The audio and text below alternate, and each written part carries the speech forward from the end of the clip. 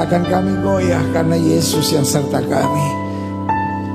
Meskipun 1000 rebah di sisi kiri kami, meskipun 10.000 rebah di sisi kanan kami, kami lihat penyertaan-Mu, kami lihat pembelaan-Mu, kami lihat kasih setia-Mu, kami lihat anugerah-Mu yang luar biasa.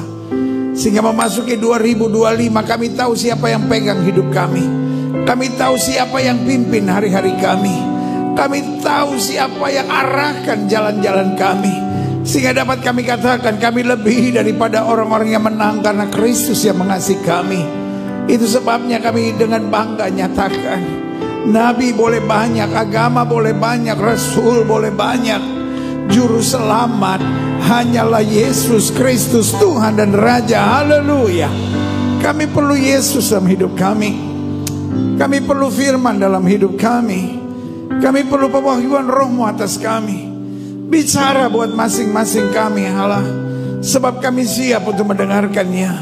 Sembuhkan yang sakit Allah, kuatkan yang lemah, beri penghiburan buat yang susah, bebaskan yang terikat, lepaskan yang terbelenggu, ulurkan tangan bagi yang membutuhkan mujizat. Sehingga di hari Minggu yang penuh berkat, penuh mujizat ini, masih dalam suasana tahun baru yang luar biasa ini, bukan sekedar ibadah rutin mingguan biasa yang kami nikmati bersama, baik kami di gereja maupun kami di rumah. Tetapi hari ini hari berkat, hari ini hari mujizat, hari ini hari kemenangan, hari ini hari lawatan Allah, hari ini hari perjumpaan kami dengan Yesus lewat Roh dan firman-Mu. Dan kami tahu, kami percaya orang yang berjumpa dengan Yesus tidak pernah akan dikecewakannya. Haleluya. Bersama-sama kita katakan amin.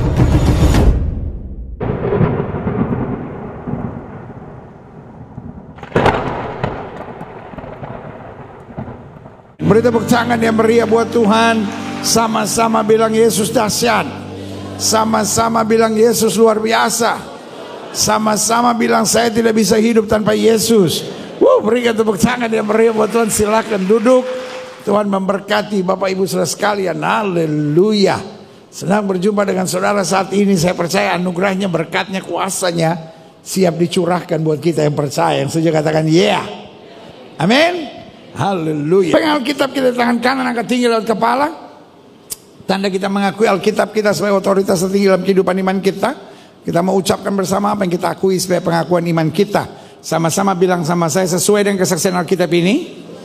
Aku percaya Allah Esa, Maha Kuasa dan Maha Besar. Aku percaya Yesus Kristus adalah Allah sendiri yang telah menjadi sama dengan manusia. Ia adalah juru selamat yang bertanggung jawab dan mengasihi aku. Aku percaya Roh Kudus adalah Roh Allah sendiri yang senantiasa menyertai dan membimbing kehidupanku. Aku percaya Alkitab ini adalah firman Allah yang akan senantiasa menjadikan hidupku kudus, berkemenangan, diberkati, penuh mujizat, dan selalu menjadi berkat. Amin. Great. Buka Alkitab kita sama-sama. Hari ini kita masih melanjutkan pembahasan 33 hal yang perlu kita hindari dalam perjanjian baru. Selalu saya tekankan bahwa mencintai Yesus bukan hanya melakukan yang Yesus suka, tapi mencintai Yesus juga berani meninggalkan yang Yesus gak suka. Sama-sama bilang sama saya harus berani meninggalkan yang Yesus gak suka. Saya ngerti sebagian saudara udah mulai jenuh. Saudara bilang, ini gereja kok kayak taman kanak-kanak sih, setiap kali mesti ngulangin kalimat yang sama gitu. Bukan karena taman kanak-kanak, tapi karena saya mau ini tertanam dalam roh saudara.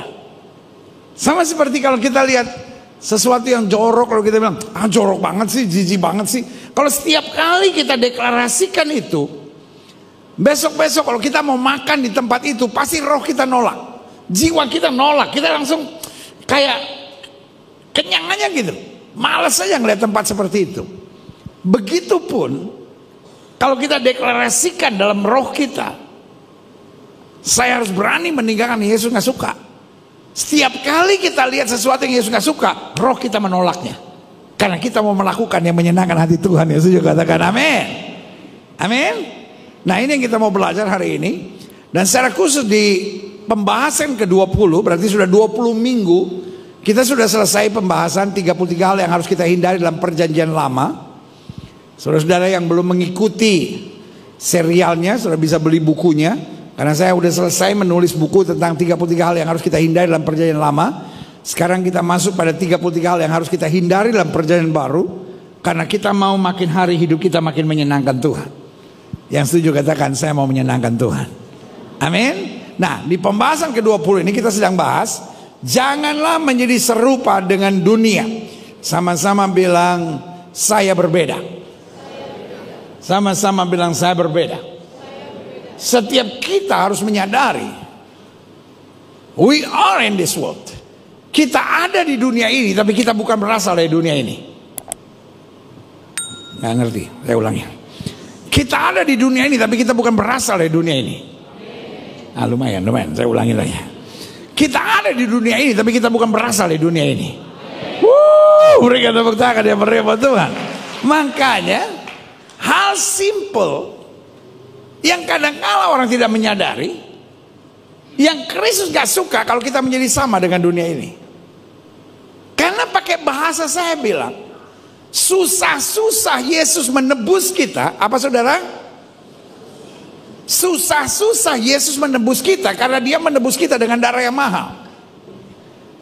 Dia bukan sekadar menebus kita dengan bersiul.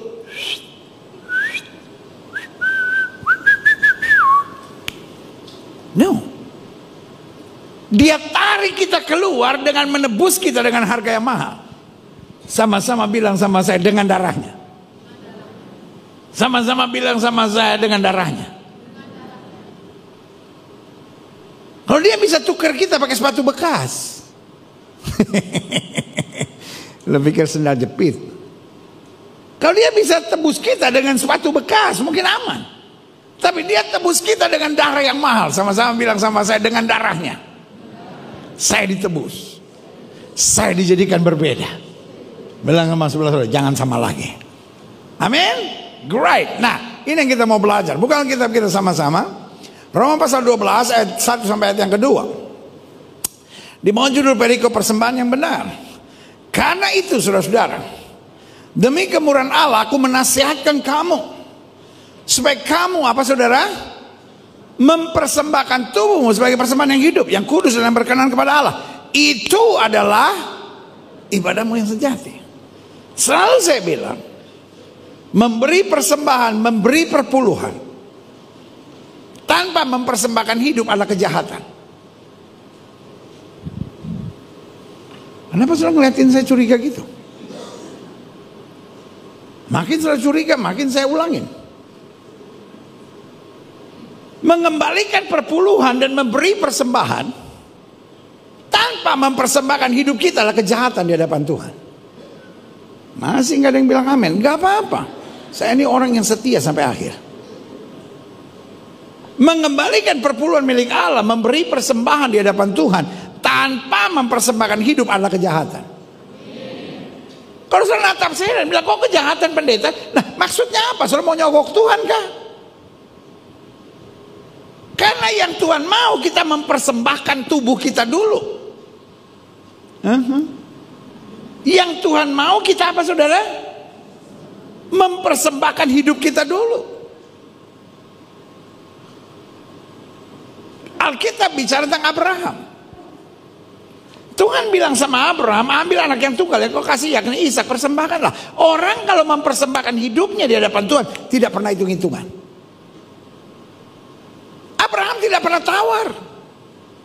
Jangan Ishak Tuhan, Ismail aja. Jangan Ishak Tuhan, Sarah aja. Jangan Ishak Tuhan, apa kek? Ini aja nih hambaku yang satu ini. No.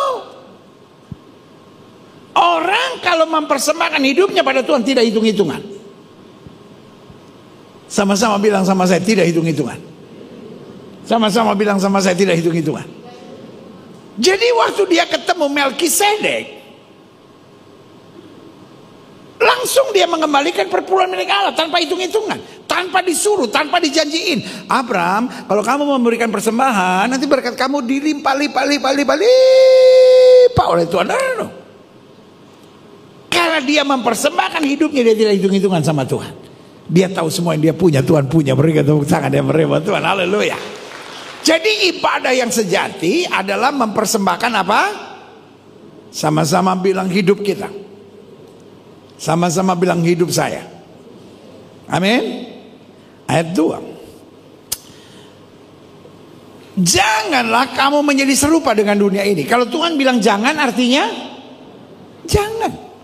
Kalau Tuhan bilang jangan, artinya, boleh gak lebih semangat sedikit? Kalau Tuhan bilang jangan, artinya jangan.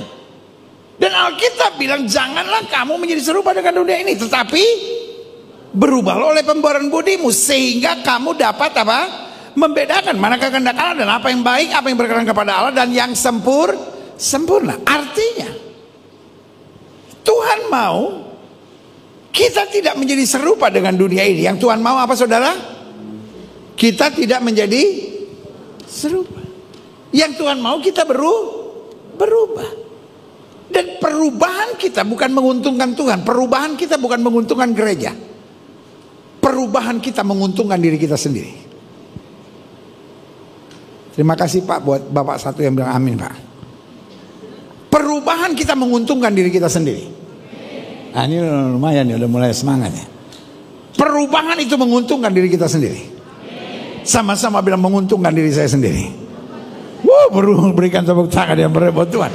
Saudara-saudara yang ada di rumah, ketika live set saudara, perubahan itu menguntungkan diri saya sendiri. Berubahlah oleh pembaharuan budimu, supaya kamu dapat membedakan mana kehendak Allah, mana yang baik, yang berkenan, yang sempurna. Artinya kalau saya menjadi sama dengan dunia ini, saya yang rugi. Dan kalau saya berubah, saya yang untung. Sama-sama bilang saya yang untung. 2025 mau untung atau rugi? 2025 mau untung atau rugi? 2025 mau untung atau rugi? Berubah. Karena dengan kita berubah, kita nggak dibuat bingung. Kita tahu mana kehendak Allah, mana yang Tuhan mau, mana yang Tuhan kehendaki, mana yang Tuhan sediakan buat kita. Saya yakin setan punya lagu lama. Setan punya apa, saudara? Setan punya apa? Lagu lama. Lagu lama setan setiap tahun sama, dia mau bikin kita bingung. Dan 2025 dia kembali mau buat kebingungan. Tapi Alkitab berkata, my God is not the author of confusion. Allah saya bukan Allah kebingungan. Orang-orang yang berjalan dalam Tuhan selalu mengerti jalan Tuhan dan melihat anugerahnya dinyatakan luar biasa. Yang saja katakan amin. Angkat tangan kanan saudara, bilang saya tidak akan bingung lagi. Roh Kudus bimbing saya. Klik 1 Yohanes 4 ayat 6, ayat 4 sampai 6. Kamu berasal dari Allah. Taruh tangan kanan saudara di dada, bilang saya berasal dari Allah. Colek sebelah saudara, cie. Gitu. Folks, kita bukan buatan Ponorogo, bos. Kita bukan buatan Cirebon. Yang ada masalah sedikit, Tuhan saya udah gak sanggup, Tuhan saya udah gak kuat. Itu. Kita bukan ember buatan Indramayu, bos. Yang bisa jebol kapan aja. Tapi saya mau bilang kita ini buatan Allah.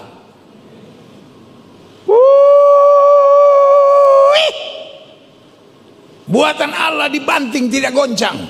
Menghadapi tantangan yang berat sekalipun tetap maju dan melihat berkat Tuhan yang luar biasa. Itu saja katakan amin. Kami, ayat ini bilang apa saudara? Kamu berasal dari Allah, anak-anakku. Dan karena kita berasal dari Allah, ayat ini bilang apa? Kamu telah mengalahkan nabi-nabi palsu itu. Artinya yang buat kita bingung itu, sepanjang 2025 akan kita kalahkan. Sama-sama bilang yang buat saya bingung akan dikalahkan. Ayat ini bilang apa? Sebab roh yang ada di dalam kamu lebih besar daripada roh yang alam dunia ini. Taruh tangan kanan saudara di dada, bilang roh yang ada di dalam saya lebih besar dari roh yang alam dunia ini. Yang membuat saudara berbeda karena roh di dalam kita lebih besar. Karena itu jangan mengecilkan lagi untuk kita menjadi sama dengan dunia ini. Ayat yang kelima. Kenapa mereka berbeda? Karena mereka berasal dari dunia. Sebab itu mereka berbicara tentang hal duniawi, hal yang membingungkan, hal yang membuat panik, hal-hal yang membuat khawatir. Makanya tema doa puasa kita, Week of Blessing, adalah ceritakan kemuliaan dan perbuatan yang ajaib. Kenapa Roh Kudus memberikan tema ini buat saya? Karena saya berdoa apa yang Tuhan mau di tahun resilience, tahun bertahan ini. Dan Roh Kudus menjelaskan kepada saya kuncinya ada di perkataan kita. Karena perkataan seseorang luapan hatinya. Perkataan seseorang adalah luapan apa saudara? Hatinya. Yesus bilang apa yang dari dalam terpancar keluar. Kau dalam sudah kotor, mulut sudah pasti kotor. Kau dalam sudah penuh kecemasan, mulut sudah pasti penuh kecemasan. Kau dalam sudah penuh dengan amarah, dengan kebencian, yang keluar pasti amarah dan kebencian. Tapi kalau di dalam kita penuh kasih, penuh kemuliaan Tuhan, maka yang keluar kasih dan kemuliaan Tuhan. Berikan tepuk tangan yang meriah buat Tuhan.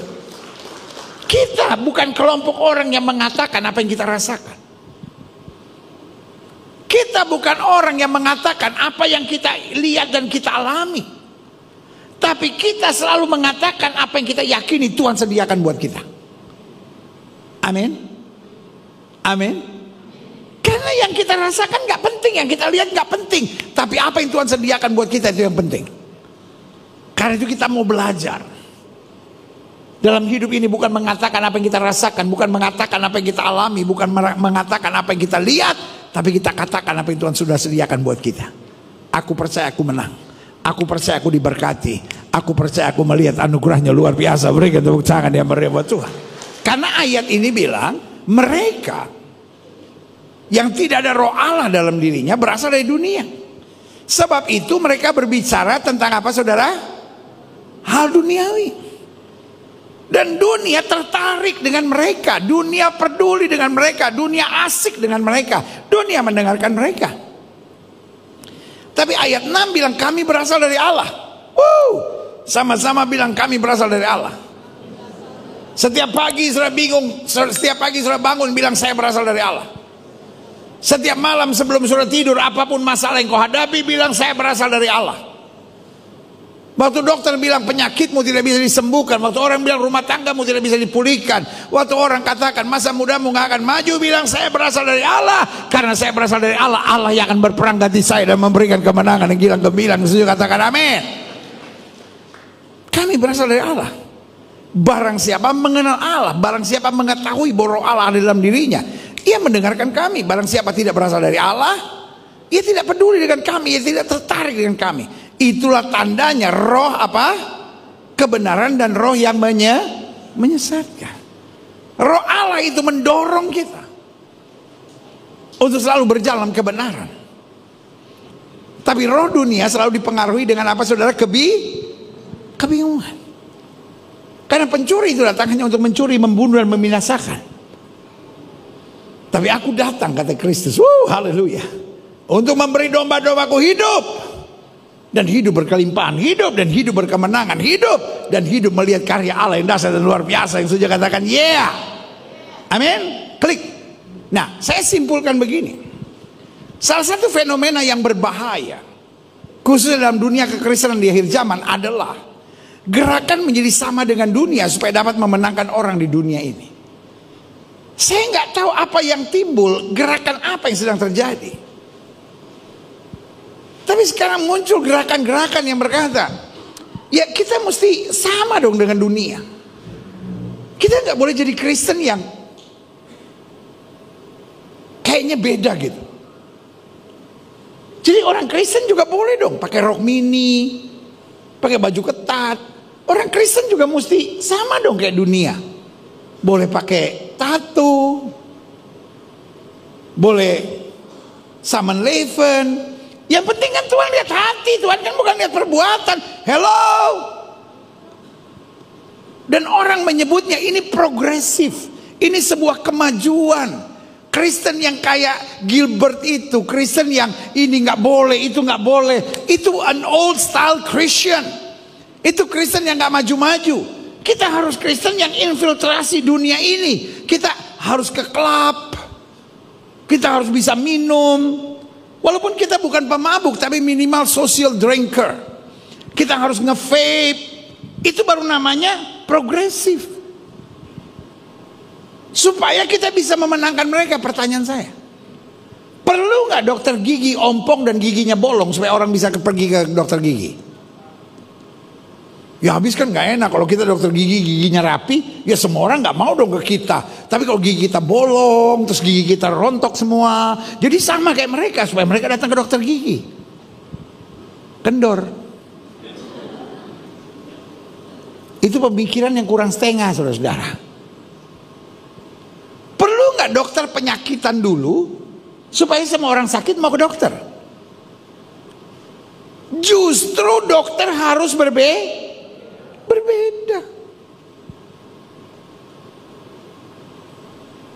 Jelas? Justru dokter gigi harus berbeda.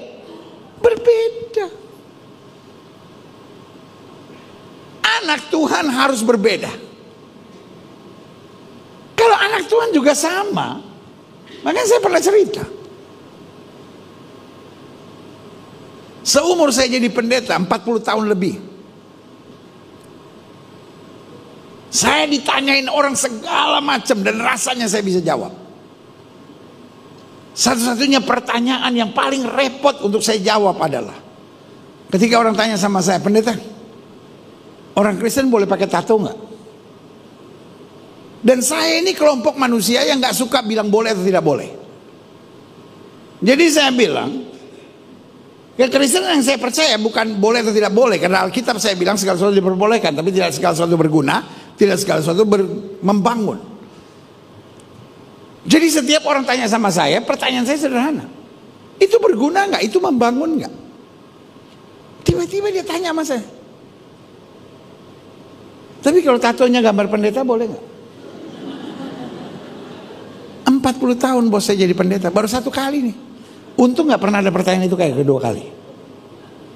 Terus dia tunjukin, dia buka lengannya gitu, bener ada gambar saya di situ. Saya mau bilang nggak boleh, ntar dia kecewa. Saya mau bilang boleh, takut dosa. Jadi saya bilang, itu kenapa dia ada di situ? Dulu hidup saya nggak benar, pendeta. Tiba-tiba saya nonton TV, pendeta panggil untuk datang bertobat. Dan sebagai bukti pertobatan saya taruh gambar pendeta di sini. Jadi setiap kali saya lihat di kaca, waduh, saya ingat pertobatan saya. Saya mau suruh Apu sayang. Saya nggak mau suruh Apu sebel juga. Mana badannya gede lagi, tangannya besar, ada muka saya situ. Saya cuma bilang, kamu jaga supaya badan kamu tetap sterek ya. Karena kalau badannya, orang Manado bilang fororo, tahu fororo? Apa sih fororo? Turun-turun keriput, keriput gitu. Kan muka gua ke bawah.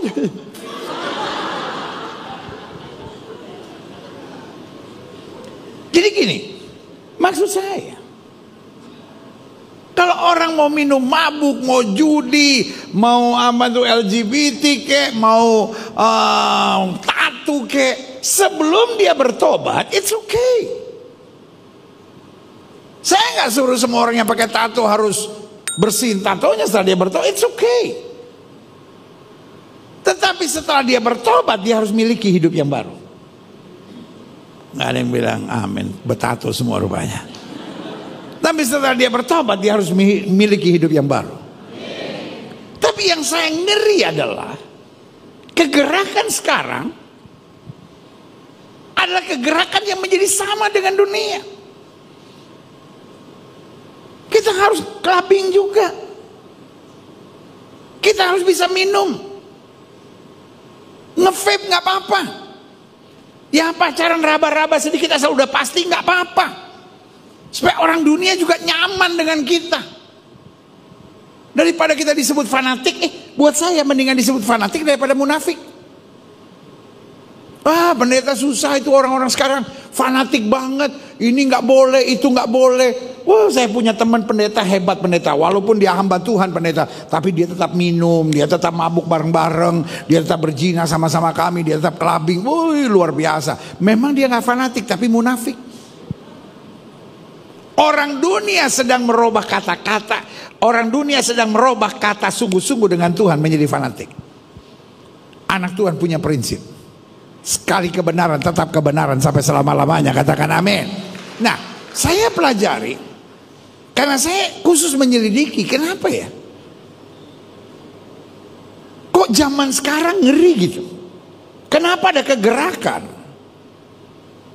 Kristen yang berjalan dalam kebenaran dianggap old style Christian, dianggap Kristen yang sudah kampungan, Kristen yang udah old style. Tapi Kristen yang boleh minum, Kristen yang boleh ikut mabuk, Kristen yang boleh clubbing, Kristen yang boleh pakai tato, Kristen yang boleh pakai rok mini, pakai baju yang ketat, terbuka kiri kanan, itu yang dianggap modern Christian. Sementara Kristen-Kristen kayak kita gitu dianggap kampungan. Walaupun kampung sorga, saudara-saudara. Saya mendingan dibilang kampungan tapi kampung sorga daripada modern tapi masuk neraka. Setuju? Nah, saya coba selidiki kenapa ini terjadi. Rupanya berasal dari penafsiran yang keliru dari ayat firman Tuhan. Karena ketika saya diskusi, mereka bilang, lo baca 1 Korintus 9 ayat 19 sampai 23 dong. Bunyinya apa? Sungguh pun aku bebas dari semua orang, aku menjadikan diriku hamba dari semua orang, supaya aku boleh memenangkan sebanyak mungkin orang. Loh, kita ikut clubbing, kita nge-vape, kita pakai tato, kita bajunya nggak old style Christian, kita bajunya terbuka kiri kanan supaya orang dunia nyaman dengan kita. Tapi lu menikmati dunia itu. Ngerti nggak mau saya? Paulus bilang, apa yang dulu kuanggap kebanggaan, sekarang kuanggap sampah. Paulus gak bilang kami menikmati, tapi Paulus bilang kami bebas, tapi menjadikan diri kami apa? Hamba. Fungsi hamba apa sih? Jawab kenapa? Fungsi hamba apa sih? Melayani. Fungsi hamba apa? Serving. Kita memang harus melayani mereka, tapi kita tidak boleh jadi sama dengan mereka. Saya mau sudah jelas. Kita harus punya hati untuk melayani yang terhilang. Kita harus punya hati untuk berdoa bagi yang tersesat. Salah satu topik doa kita dalam seminggu ini adalah bagaimana orang-orang yang LGBT, bagaimana orang-orang yang minum mabuk judi, bahkan terikat dengan judol, boleh mengalami jamahan dan mujizat Tuhan. Setuju? Tapi we have to serve. Kita harus melayani, bukan menjadi sama. Nah, lihat selanjutnya ya. Demikianlah bagi orang Yahudi, aku menjadi seperti orang Yahudi, supaya aku memenangkan orang-orang Yahudi, karena dasarnya Paulus adalah orang Yahudi. Bagi orang-orang yang hidup di bawah hukum Taurat, aku apa saudara? Dia tidak bilang menjadi sama ya, tapi menjadi seperti orang yang hidup di bawah hukum Taurat, sekalipun aku sendiri tidak hidup di bawah hukum Taurat. Artinya aku tetap pegang prinsip. Yang setuju sama saya bilang saya harus tetap pegang prinsip, supaya aku dapat memenangkan mereka yang hidup di bawah hukum Taurat. Kalau kita nggak punya prinsip, kita akan ditertawakan. Kalau anak Tuhan juga ikut nge-vape, anak Tuhan juga terbuka kiri kanan, anak Tuhan juga saman leven, anak Tuhan juga hidupnya nggak bisa diteladani, anak Tuhan juga suka bohong, anak Tuhan candanya juga cabul. Betul, orang dunia asik karena merasa orang Kristen, anak Tuhan sudah sama dengan mereka. Hidup kita tidak harus sama, hidup kita harus melayani mereka. Jelas? Klik ayat 21. Bagi orang-orang yang tidak hidup di bawah hukum Taurat, aku menjadi seperti orang yang tidak hidup di bawah hukum Taurat. Bukan sama loh, tetapi seperti orang yang tidak hidup di bawah hukum Taurat, sekalipun, lihat, ada prinsipnya ya, sekalipun aku tidak hidup di luar hukum Allah. Karena aku hidup, sama-sama kita baca 1, 2, 3 apa? Di bawah hukum Kristus. Supaya aku dapat memenangkan mereka yang tidak hidup di bawah hukum Taurat. Bagi orang-orang yang lemah, aku menjadi seperti orang lemah. Supaya aku dapat menyelamatkan mereka yang lemah. Bagi semua orang, aku telah menjadi segala-galanya. I try to do my best for them. Not try to be the same as them.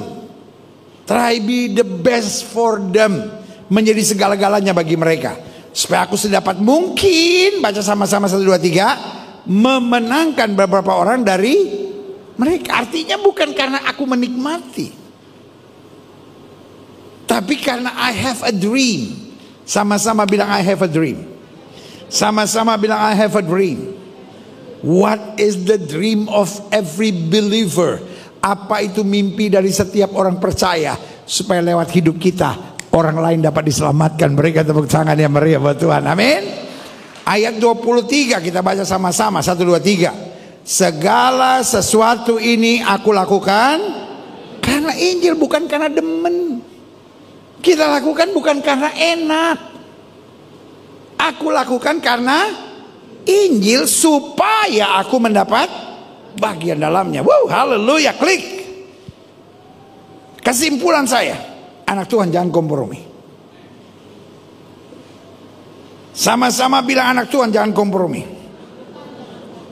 Sepanjang 2025 kita didisiplinkan diri kita, apapun yang terjadi jangan kompromi.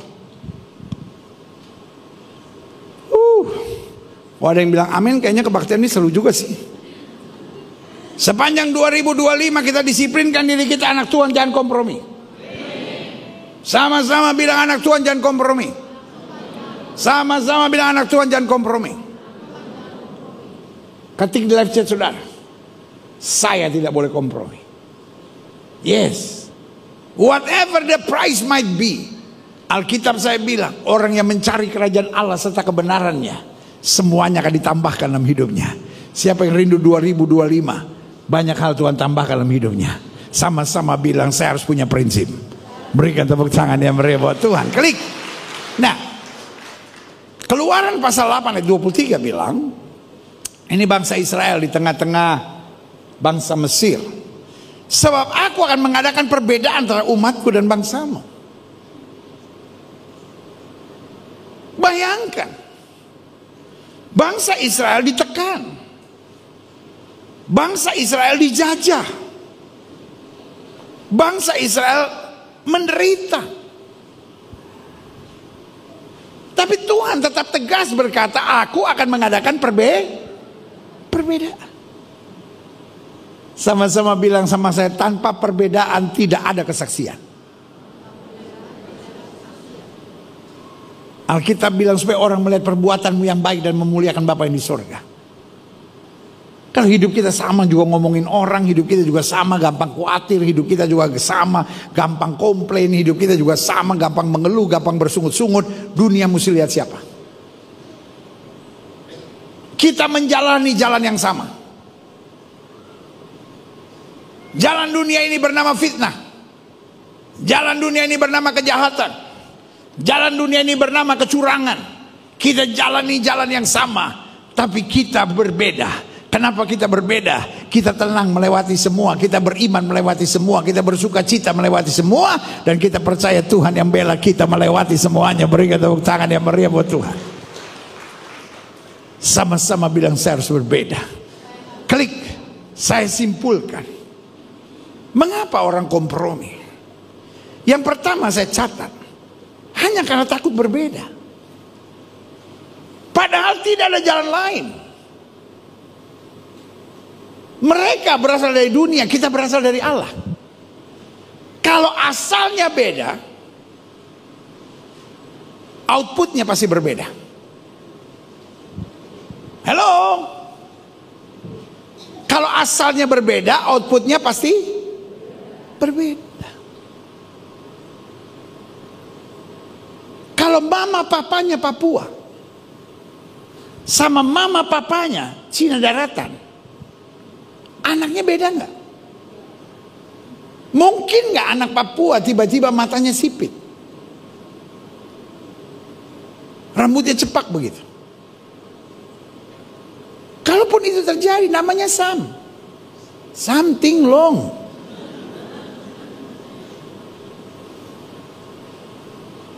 Mungkin nggak yang lahir dari mama papa Cina daratan tiba-tiba hitam keriting gitu? Juga, something wrong juga. Ada yang nggak beres, saudara. Dalam dunia biasa menghalalkan segala cara, tapi orang yang berasal dari Tuhan akan hidup dalam kemenangan dan berkat Tuhan yang luar biasa. Berikan tepuk tangan yang meriah buat Tuhan. Jadi kita nggak bisa tidak berbeda kalau asal kita berbeda. Makanya Alkitab bilang hiduplah oleh Roh, maka kamu tidak akan menuruti keinginan lagi. Jadi kalau saudara menyebut diri sebagai, ya tapi kan saya orang Kristen pendeta, ya tapi kan kita masih hidup di dunia, artinya kita masih hidup dalam karena asal kita beda, maka cara berpikir kita berbeda, cara kita menghadapi masalah berbeda, semangat kita melewati semuanya berbeda. Orang dunia semangatnya, waduh saya nggak kuat, aduh saya nggak sanggup. Kenapa? Semangatnya semangat berontak, semangatnya semangat mengeluh, semangatnya semangat bersungut-sungut. Tapi kita anak Tuhan semangatnya semangat memuliakan Kristus, semangat meluaskan kerajaan Allah, semangat tetap jadi berkat dalam segala perkara. Berikan tepuk tangan yang meriah buat Tuhan. Mengapa orang kompromi? Satu, karena takut berbeda. Dua, kenapa orang kompromi? Karena berusaha menyenangkan hati semua orang. Taruh tangan kananmu di dada dan bilang, saya tidak boleh menyenangkan hati semua orang. Amin. Saudaraku, dunia di mana kita hidup adalah dunia framing. Dunia di mana kita hidup dunia di mana kita hidup dunia framing. Tugas kita not to be Superman. Tugas kita bukan menjadi Superman, tapi tugas kita menjadi obedience man. Tugas kita bukan menjadi orang hebat, tapi menjadi orang taat. Yang setuju sama saya katakan, saya memilih menjadi orang taat. Alkitab saya bicara tentang Daniel. Siapa Daniel? Daniel orang hebat. Kenapa orang hebat? Karena dia sebetulnya orang buangan. Tapi waktu mau dites oleh raja, semua dikasih makanan-makanan hebat. Tapi Daniel memilih untuk tetap makan makanan kosher. Dan makanan kosher atau makanan halal pada waktu itu buat Daniel hanyalah sayur-sayuran. Karena semuanya dimasak secara tidak kosher. Dia bilang, saya hanya mau memilih sayur-sayuran. Lalu orang-orang kerajaan bilang, kalau kamu cuma makan sayur-sayuran, kamu akan lemah. Dia bilang, mari kita buat percobaan selama 14 hari. Dan kita lihat Tuhan siapa yang benar. Dan selama 14 hari dia cuma makan sayur-sayuran. Ternyata dia lebih kuat dari yang lain. Dia lebih sehat dari yang lain. Ternyata yang dari Tuhan itu yang benar. Semua kagum sama Allahnya Daniel. Orang gak puas dan orang mulai bangun sebuah framing buruk pada dia.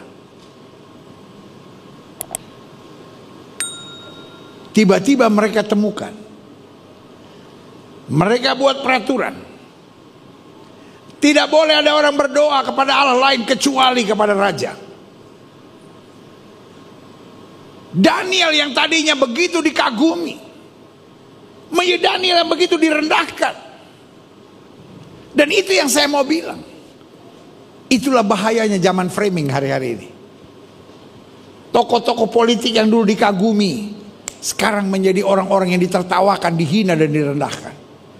Tokoh-tokoh politik yang dulu ditertawakan, dihina, hari-hari ini dikagumi, tergantung framingnya. Dan saya mau bilang itu juga bisa berlaku pada kita. Sama-sama bilang bisa menimpa kita. Sama-sama bilang bisa menimpa kita. Bisa nggak orang buat framing buruk tentang hidup saudara? Saya mau tanya sama saudara. Doa, cinta Tuhan, rohani itu baik nggak? Halo? Tolong jawab. Doa, cinta Tuhan, rohani itu baik nggak? Saya boleh kasih masukan nggak? Tergantung buat siapa. Saudara lihat pemain bola, nendang bola, duat, gol, tiba-tiba dia gini, hebat nggak? Tergantung buat siapa. Betul? Orang mau mulai sebuah kerjaan, tiba-tiba dia lipat tangan, dia doa, hebat nggak? Tergantung buat siapa. Kalau saudara pikir doa, cinta Tuhan, hal rohani adalah baik, satu saat saudara bisa kecewa. Karena saudara berkata, kalau saya doa, kok saya udah baca Alkitab, kok saya cinta Tuhan, kok saya hidup rohani, saya malah disingkirkan. Saya mau beritahu, bos, we are not reaching heaven yet, bos. Kita masih di dunia, dimana orang bilang itu orang kerjanya hebat, tapi sayang, dia kerjanya hebat, tapi sayang dia salib. Dia kerjanya hebat, tapi aduh, kalau kita ajak clubbing atau apa nggak mau, dia aduh udah ribet lah sama orang-orang kayak gini. Karena itu kita nggak bisa menyenangkan hati semua orang. Sama-sama bilang, saya tidak bisa menyenangkan hati semua orang. Saya hanya lakukan yang Tuhan kehendaki. Selebihnya dia yang akan membereskan segala-galanya dalam hidup saya. Berikan tepuk tangan yang meriah betul. 2025 tugas kita bukan menyenangkan hati semua orang. 2025 tugas kita taat pada firman Tuhan. Yang setuju sama saya katakan, saya mau taat pada firman Tuhan. Dan saya berani katakan, apapun boleh terjadi, engkau akan kagum melihat penyertaan Tuhan yang luar biasa. Katakan amin. Yang ketiga, mengapa orang kompromi? Karena memiliki pandangan mayoritas pasti benar. Makanya orang sekarang mempopulerkan Vox Populi, Vox Dei. Suara orang banyak adalah suara Tuhan. Jadi kalau zaman sekarang orang pacaran raba sini, pegang sana, pencet sini, ya itu yang benar-benar. Ya kita nggak usah terlalu, aduh kampungan gitu, ini nggak boleh, itu nggak boleh. Ya kita harus ikutlah dengan dunia ini. Zaman sekarang nggak usah pendeta khotbah bahwa Allah benci perceraian. Ya itu nyinggung perasaan orang pendeta. Zaman sekarang biasa itu pendeta. Ya kalau bisa sih dipertahankan. Tapi kalau nggak bisa, ya mungkin Tuhan belum menghendaki. Langit dan bumi boleh lenyap, firman Allah tinggal tetap. Saya percaya anak Tuhan Yesus tetap berpegang pada kebenaran. Sama-sama bilang, walaupun saya harus sendiri. Kadang-kadang kau sabar, kau mengalah, kadang-kadang kau ditertawakan orang. Gak bisa dong cuma sabar-sabar aja. Kadang-kadang kita juga harus bertindak, gak bisa sabar. Ayat mana yang sudah pegang? Mahmud 1 ayat 6. Alkitab saya gak ada kitab Mahmud. Tapi Alkitab saya bilang, berserulah kepadaku maka aku akan menyaut kepadamu. Berikan tepuk tangan ya mereka. Sama-sama bilang sama saya, pandangan mayoritas tidak selamanya kebenaran. Sama-sama bilang sama saya, semua kebenaran adalah yang tertulis dalam firman Tuhan. Amin. Jangan bilang sama saya, ini kan pendeta kita mau memasuki tahun ular kayu. Mau ular kayu kayak mau ular kadut kayak saya nggak mau tahu. Tapi anak Tuhan gak usah percaya yang begitu-begituan. Jemaat Gereja Bethel Indonesia gak usah saling nanya, kamu apa? Ular. Suami kamu apa? Babi. Anak kamu apa? Garong. Ular kawan-kawin. Ular kawin sama babi, anak gak garong aja udah mujizat, saudara. Iya kan? Orang tanya, kamu apa? Anak Tuhan Yesus. Sionya apa? Sio Tuhan Yesus. Sio sayang. Iya kan? Kamu bintangnya apa? Bintang di langit. Alkitab berkata dunia ini sedang bengkok dan sesat. Anak-anak Tuhan harus bersinar sebagai bintang yang menyala terang. Katakan amin. Yang keempat, mengapa orang kompromi? Padahal Alkitab bilang anak Tuhan jangan kompromi. Karena tidak memiliki prinsip yang tegas sesuai firman Tuhan. Suka nggak enakan. Ya habis nggak enak pendeta, nanti orang lain tersinggung. Kompromi itu berusaha tidak mengecewakan manusia, tapi pada saat yang bersamaan menyakiti hati Tuhan. Kompromi itu apa saudara? Makanya waktu pelajaran menghafal, waktu SD ikut. Supaya udah di gereja gampang ikutinnya. Kompromi itu apa saudara?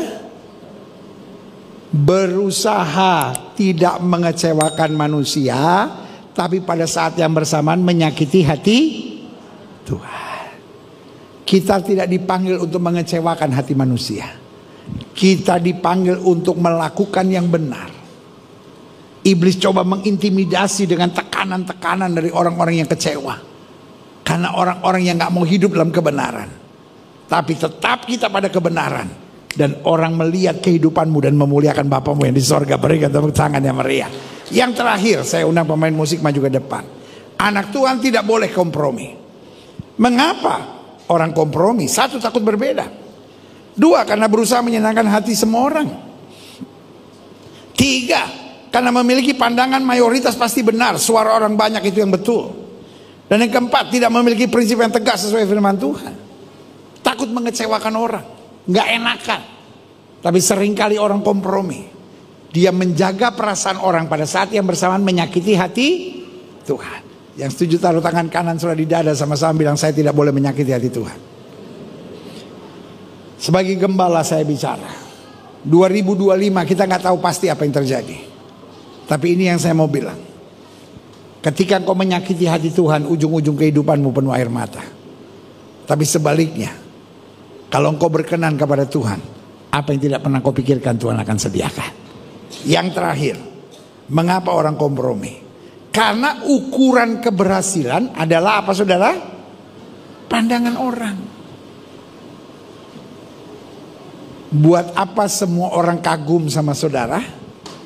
Tapi Yesus bilang, enyahlah kamu, hai kamu yang berbuat kejahatan. Ukuran kita bukan pandangan orang. Ukuran kita ketika Yesus menatap kita dan berkata, mari masuk ke hambaku yang baik dan setia. Engkau telah setia dalam perkara kecil, mari masuk dalam tanggung jawab yang lebih besar. Berikan tepuk tangan yang meriah buat Tuhan. Saya undang kita semua bangkit berdiri.